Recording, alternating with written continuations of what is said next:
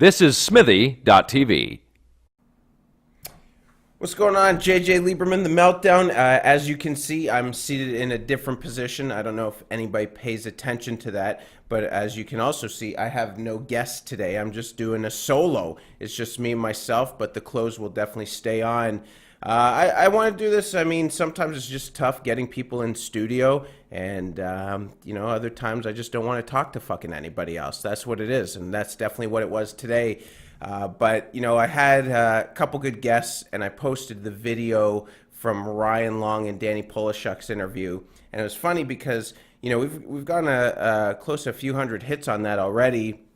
But as Ryan posted it on his Facebook page, someone commented on it. I got home and I had a notification. Someone commented. It said the lamest interviewer ever. And then I went to go see who posted it, and they deleted it. So we'll get to that in a second. But first of all, this is not an interview. It's bringing my friends. Like, sometimes I'll bring someone on to interview them. But if you can tell, it's bringing my friends in the comedy scene who are actors, who are poker players, who are athletes, and we're just talking. I don't do these boring fucking interviews like Larry King that you want. Like, that's not what we do. We were having a fun time. It wasn't lame. There were people in studio that are laughing. We usually have a live studio audience, not today.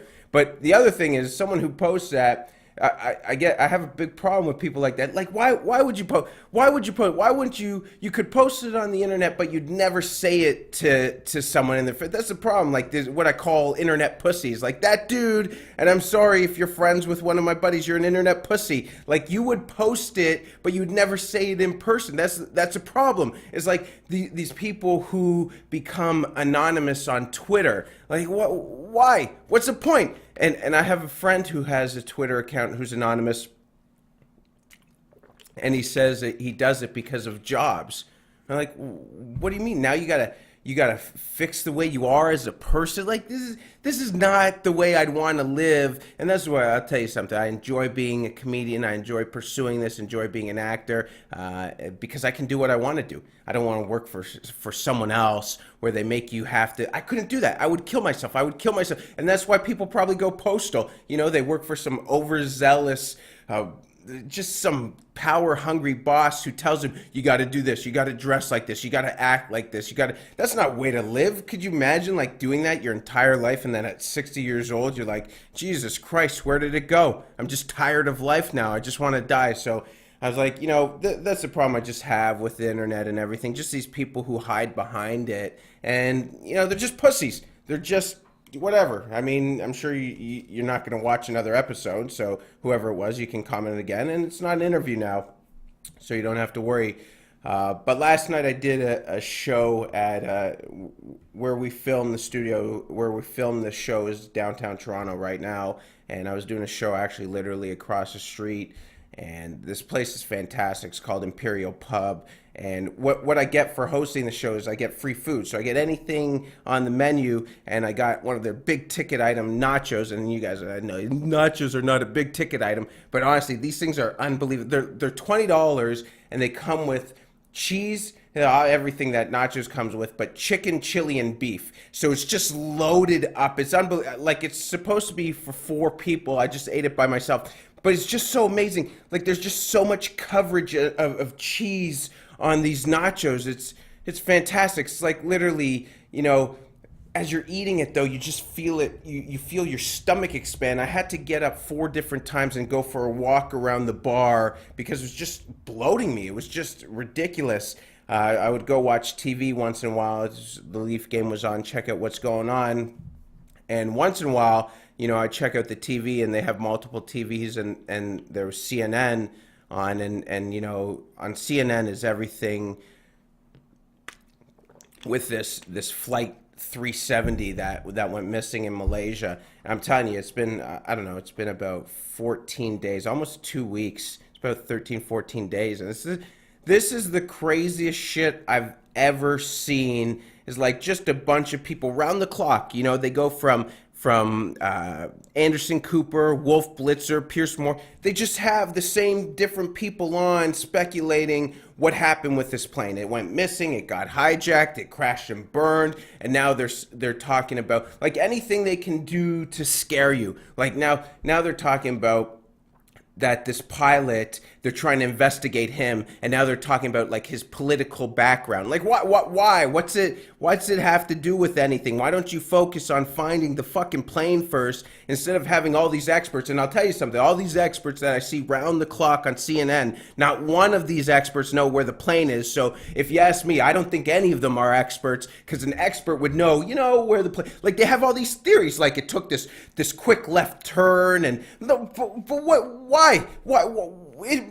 How could you not find an apartment building that flies through the air? How is that not possible? Like, how do you have all these different experts, the FBI, people from different United Nations governments who are looking into this, but not one person has, like, how does a plane go missing? It's like some cartoon or something in the Bermuda Triangle. They fly in, they get lost, and that's it. It's like, it's the craziest thing I've ever seen. I don't know what's happening, and all it does is when you watch CNN and when you watch things like that, it just scares you. It just makes you fucking paranoid. It's paranoid. Like, I wouldn't go on a plane right now. I would not fly, and I feel so bad for like these families of people who are on the plane, who are missing. And some of these people, like, honestly, I don't know what happened to the plane. I don't want to make speculation, but there's probably the good chance that the plane crashed and burned, went missing and forth. But these people are fed with such optimistic hope, like such. How could you, like, I saw some woman on there whose husband's on the plane, and she's like, oh, I can still feel he's alive. Like, man, I feel so bad for her. She's like, she's gone. She must be going crazy, because as much as I hate watching this is her whole life. She probably hasn't slept in 14 days, and now they have all these different speculations of what happened. It's like, geez, I feel bad for these people. That must be the biggest torment, but yet, not one person has an answer. I just don't know how a plane goes missing. Maybe it's some, I don't know. They said it could have landed in the Amazon. Who knows? It could have landed in the Amazon, the water. Everyone has a speculation. It got hijacked. That was the other one. It got hijacked, and there's nuclear weapons on this plane. Now, great. Everyone's got to worry about, because now they say it could fly to Israel or it could fly to New York. And now here we are in Toronto. I was like, oh, great. If it flies to New York, we get blown up too. I mean, I love New York City, but I don't want to get fucked because, some people hate New Yorkers. I didn't do nothing. I'm just trying to, be a stand-up comedian, do some acting once in a while, and host a podcast. I didn't want to die because of some planes filled with nuclear weapons. See how, and if you were to watch this and you were to cut in halfway through that rant, you would think, what's this kid talking about? He's fucking crazy. But that's what they're making me think about. That's what I'm saying. It's just all these different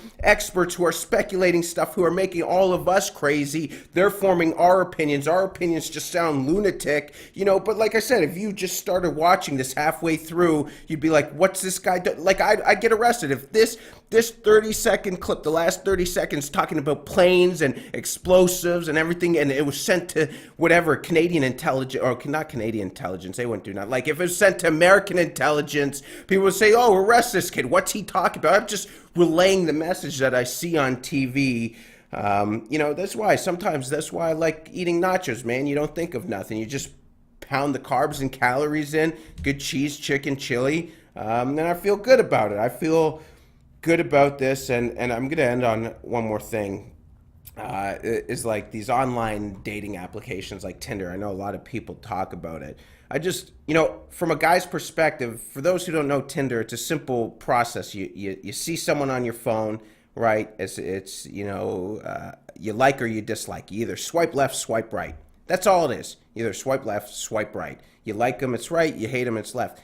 But when guys go on there, I can't imagine too many guys. Like, I can't speak for every man, but my friends, they're not going on there to find love by just swiping to. All it is a picture. It's just a picture of a female, and it might have a little blurb like, I like walking on the beach. Like, that's all it is. But females go on there, and for the most part, they're looking for different things. Like, they want every girl who I've right swiped and we've had a match with, they all say the same thing. They're like, I'm on here looking for a serious relationship. Well, that's the wrong guys. It's the wrong, like, no guy on there is ever a good catch. Like, they're a good catch in certain ways, but it's just crazy. Because, this one girl who I met, she texts me nonstop. She asks all these questions. I'm like, you got to stop. It's just too much. Like, it's too serious. You want to know everything about me. Just, relax. And she's like, well, if you can't handle this conversation, then maybe we're not right. I'm like, we're not right. I'm telling you, we're not right now. But she'll still text me, and she's like, are you sure? I'm like, no, I'm 100% sure. I mean, just do it old school. Like, go out in public and meet people. There's so many guys you could go out on a Friday night and meet them in a bar and get so much information that just like right swiping, left swiping. Anyways, I don't know. This might be so much better with guests, but I like it. It was supposed to come out funny, and might not come out funny. Might come out as hate, but hate turns into fun down the road eventually. Well, not fun. That came out bad. Anyways, okay, guys, I'm JJ Lieberman. This has been the 10-minute Meltdown rant. Thanks for tuning in. We've got some guests next week. I'll see you soon. Take care.